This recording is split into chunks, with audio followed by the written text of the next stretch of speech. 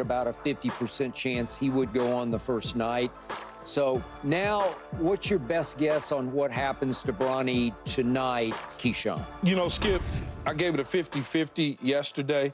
And when Zach Edey went off the board, if I was a gambling person, I probably would have put money that he was going to go on 17 and be broke right now, right? Because I was like, okay.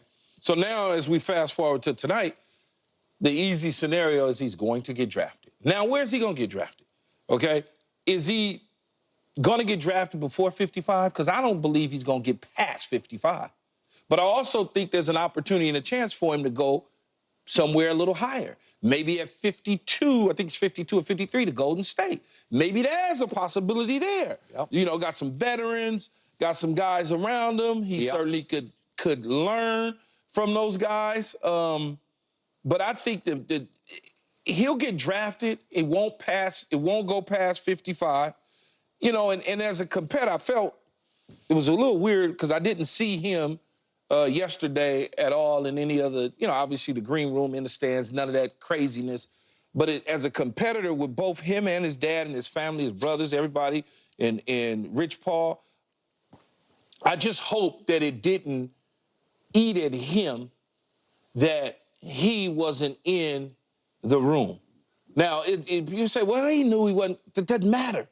When you start seeing your contemporaries falling off the board, Skip and Paul, coming off the board, not falling off the board, coming off the board, and you're sitting there and you're saying to yourself, regardless of what your agent is telling you, regardless of what Pops is telling you, it doesn't matter because you're your own person.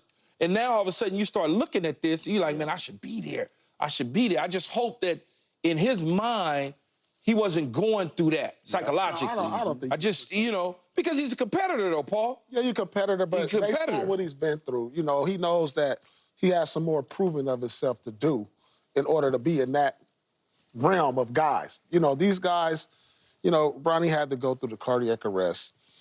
You know, he didn't particularly play well after, you know, with USC. I mean, you look at the stats. I mean, that they don't really scream out at you that says a first-round pick. You know, so there's other routes. No, there is. Of course there's other routes. And I think he understands that. Yes, that is all true. The second-round route or the free agent route, he understands that he has to reprove himself. And so I think he's fine with that. That's true, but when you're sitting around and you're watching 3 hours of a draft, it just, I've been around guys that knew they were going later in drafts. To see something like that, but it's just, that can build him up. No, it could. That's why I say I hope that can ignite a fire. That's why I say I hope that he don't even worry about that sort of stuff. Not getting picked 17 could be probably the best thing for him. Not getting picked in the first round could probably be the best thing for him because now, if you any type of competitor like you saying, Key, you like, all right. Like for me, Key, I was projected number 2, Skip. No more than number 5. When I didn't go, no less than 5. When I got past 5, that ate at me. Sure. That's what I'm saying. And so, yeah, but that's based on your projection. You know, he wasn't projected there, but he's like, I feel like I'm better than these guys. Absolutely. So now, this could light a fire under him that he probably didn't have or he had, but it can make it grow. Yep. That's you know true. What I'm saying? So this could be the best thing because my fire was always there. But when I got past that 5th, 6th, and I got picked 10th, I was like, oh no, this is turned into one of these California blazes. Like, oh no, this ain't. I'm not feeling this, and I hope that he feels a certain type of way, you know, because based on his talent on from high school, being a McDonald's All-American, being around a lot of these guys who getting drafted, playing against these guys at different camps, that he's looking at saying, yeah, I'm better than him. I hope it ignites something in him. So like now. Like me, if I didn't get picked first round, I'd be in the gym right after the draft. Like, I'm going to the gym. And remember what he said. You know what I'm saying? All he wants to do is have his name that's fine. called. His name wasn't called yesterday. Yeah. So where were you on draft night? Who were you sitting with as you started to fall? Well, I was in the green room, so I was with my family. So we were sitting at the table like this. I'm like, all right, I'm projecting number 2. So I'm sitting there, number 2 get called. So I'm like, oh, okay. I know who going to 3. Do you remember who went 2? I don't remember. Yeah, so number 2 was Mike Bibby. Of course he remembered. Of course I remember. I can tell you the whole lineup. Then, right, Prince. Okay, so what did you lean over and say to people to your right and left? I'm like, no, but so look, 5 come. I don't get picked. I only worked out for the top 5, so now I'm at 6. Like, all right, 6. I don't think they're gonna pick me. Did I hire the wrong agent? Yeah, but then Philly comes up because I remember Brown that coached with Philly. Larry Brown, Yeah. Kansas guy. I'm a Kansas guy, so I'm thinking, all right, I believe they was like 7 or 8 pick. I'm like, all right, I'm not going past Larry Brown. I'm a Kansas guy. Boom. So he picked. They picked somebody else. Skip. So I'm over here like, I'm not knowing what's going on. So I'm on camera. I'm trying to smile and keep it cool, but inside I'm fuming. 9 comes, 10 comes Celtics. I'm like, damn. Like, I'm a grew up a Laker fan. I'm like, all right. And you hadn't had interaction with the Celtics. I had no interaction, no phone calls, no workouts. So my interview after, I was like, you know what? It's going to be 9 other teams that's going to hate that they didn't pick me. I said that in the interview. I said that. And that's what sparked the fire, because I knew when I said something like that, I got to put in the work. Did your agent think you would go too? Was he hearing through the grapevine? It was all the projections. It was signed, sealed, and delivered. Number 2. Who was 2? Who picked? Michael Bibby. No, I mean, which team? Vancouver. No, Vancouver. That's right. I said Memphis, but I meant Vancouver. Memphis, but they were Vancouver Grizzlies, which is now Memphis. I'm with Keyshawn on this. I was thinking about Bronny and how it had to sting just a little bit to watch the adulation, to watch the interviews, and to watch the tears. Because I saw a lot of tears last, which is great. Do I think it's an all-time great? I don't. But their lives all changed as they got picked. Some went higher than we thought, and they're crying tears like, wow, I just made some money, Yeah.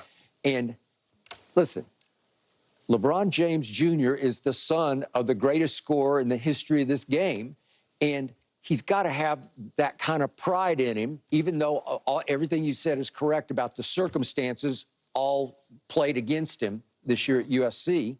But then it was interesting to me, 1 year ago right now, I thought Bronny James and Isaiah Collier were going to change life at USC. Collier, what did he go, He fell 29? clear to 29 to the Jazz. Yeah. Listen, I was 1 year shocked at ago, that. 1 year ago, I seriously thought he would go number 1 to whoever. I think a lot of people Collier thought. was projected. That's what I was saying. Yeah, I saw that. Isaiah Collier. Yes. And he struggled. Obviously, Bronny post-cardiac arrest It was struggled. that USC system. I don't know. Man, shut the hell up and let the man USC finish. system, Skip. Ain't got nothing to do with no USC. That USC system. And all of a sudden, your coach is at SMU. It was. It didn't work out the way we thought it would. It didn't ever get off the ground for whatever reason.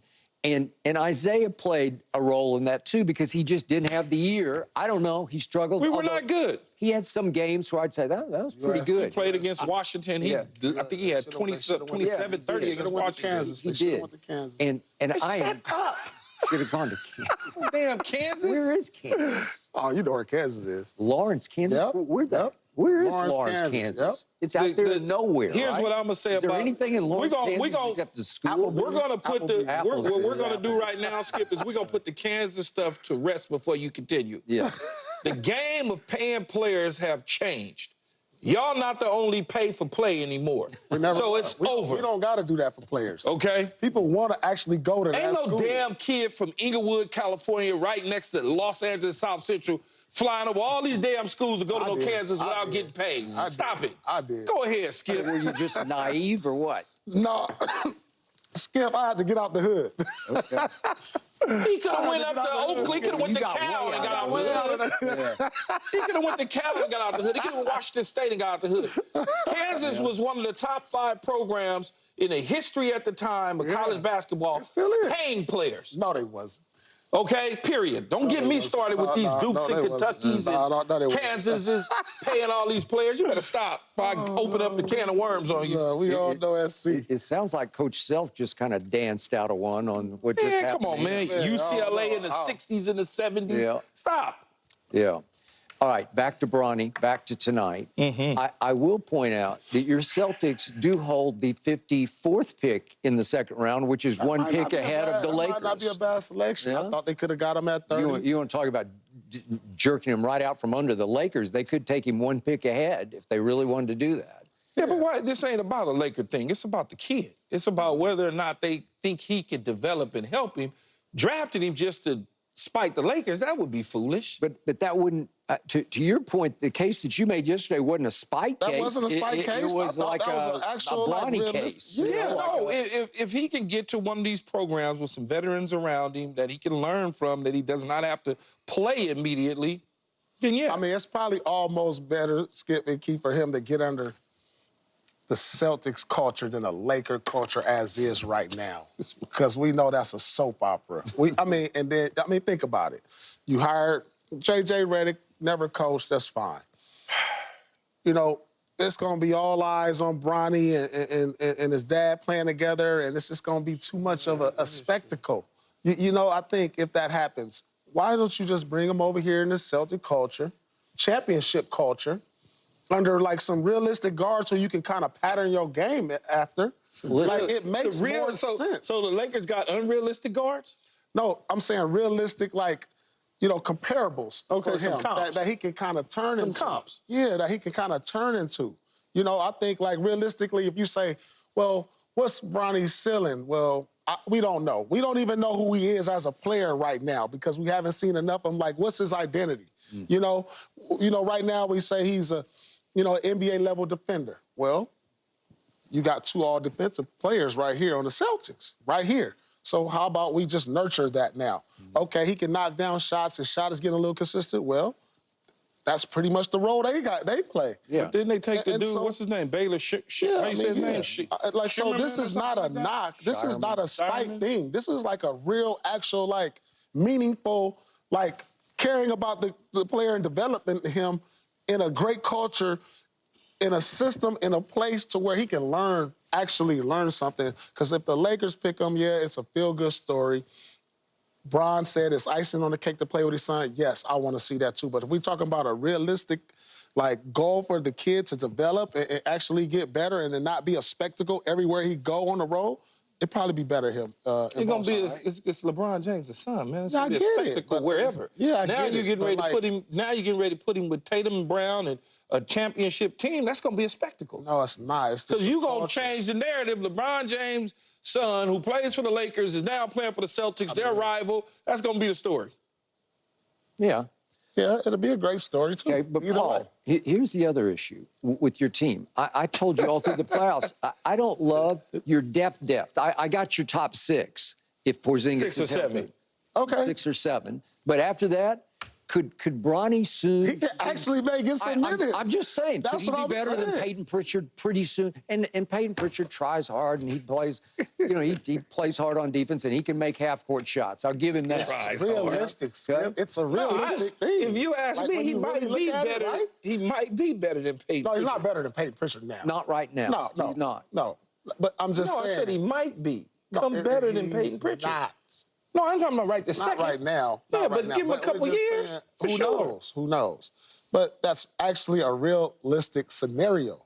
Like, to really build something. Yeah, where I could see him actually getting some fairly quality minutes here and there during the regular season. Like now, like next year. Okay. Right? More so than on the Lakers. Okay. So here's the X factor about Bronny James that I don't know because none of us know. He has not spoken about it, sort of precisely publicly. Yeah, what does he want? Does he want to play with his dad or not? Yeah. Because there's a chance. He did make some statements about that he's not committed to playing with his father, that's not a priority. If it happens, it would be great, but not a priority. Well, my question is, what if deep down, what if he says, I just want to stand on my own 2 feet? I love my dad, but I don't want to just have to be in his shadow, literally. But I would say this, having a son that played the same position as me, played football, went to college, all of those sort of things, did not go to USC, by the way, and could have gone because he didn't want that. He wanted to try to do it on his own. And I'm sure Bronny is the same. No kid wants to follow in the same footsteps the same way as their father. They want to follow. They want to do the same things, but they don't want to ride the coattail. They want to do it their way and make it happen. Yeah. All kids are that way. It's always going to be this way. And what was your role in where your kid went to school? Whatever you want to do. It's on you. You didn't. Only thing I knew is that Mike Riley was my offensive coordinator, and he was a hell of a coach. He called plays, dialed up. You Here you go. You pick and choose. It's your choice. Okay. Got nothing to do with me. And you didn't encourage at all? Nothing. Nothing. Do what you want to do. You never said, you know, it would be nice if you... Never. Okay. His mother went to USC. I went to USC. No problem at all. You do what you want to do. We all know this is the shadow of all Nebraska. shadows. This is the shadow of all shadows that he can't escape. You know what I'm saying? No, Whether you it's literally... You can't escape it because of who he is, what he looked like, his name, all that. But what you can escape is following in the same path as him, meaning like the only reason why you're on an NBA team is because of your dad and it's the Lakers. It's going to be that anyway. No, he don't have to go to the Lakers like you're saying. He can go somewhere else. It's going to be that anyway, whether he's going to the Lakers or not. But right? he may not, as Skip is saying, he may not want to do that. He may want to go play in Toronto. Yeah. He may want to go playing around. He may want to go to Miami. He just may want to do that because he feels like everything that he's done in his entire life is always a cast around him because of who his dad is. Yeah, I mean, it's not going to be able to escape it. So it is what it is. And yeah, you've made the point. You can't wait to watch them play together because it'd be pretty special. Yeah, it would be pretty special. I would, or against each other. Clear out.